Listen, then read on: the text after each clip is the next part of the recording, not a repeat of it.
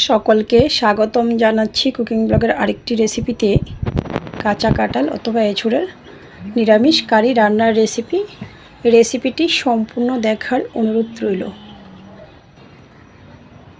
তো প্রথমেই ছাদ বাগান থেকে নেওয়া হচ্ছে বাতাসা মরিচ।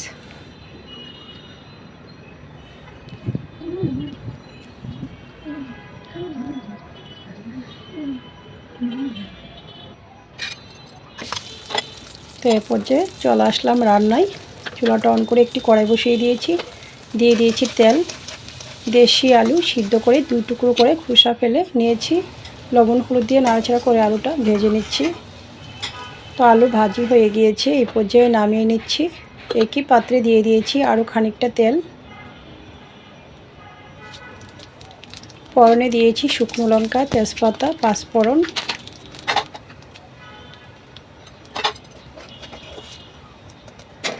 নাড়াচাড়া করে নিচ্ছি।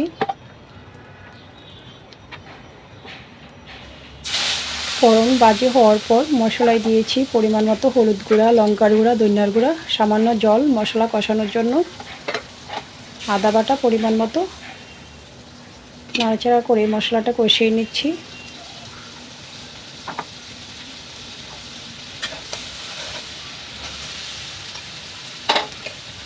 দিয়ে দিয়েছি কাঁঠাল, লবণ হলুদ দিয়ে সিদ্ধ করে নিয়েছি।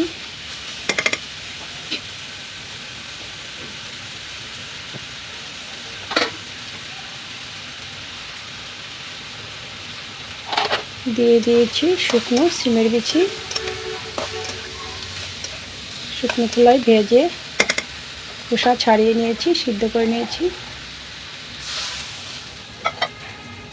সামান্য জল দিয়ে দিয়েছি, স্বাদ মতো লবণটাও দিয়ে দিয়েছিলাম।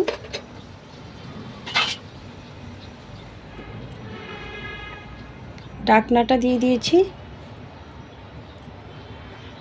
এই পর্যায়ে আমি বাতাসা মরিচটা কেটে দিয়ে দেব।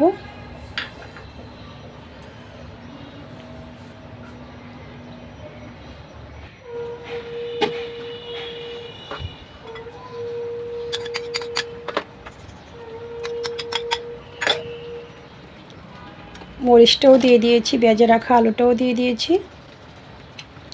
দিয়ে দিচ্ছি টালা জিরার গুঁড়া। নাড়াচাড়া করে নিচ্ছি।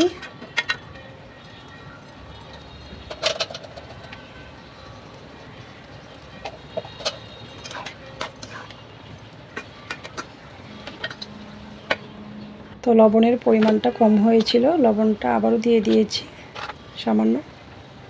খানিকক্ষণ পর ঢাকনাটা নামিয়ে দিয়ে দিয়েছি গরম মশলা পাউডার, সামান্য ঘি। নাড়াচাড়া করে নিয়েছি।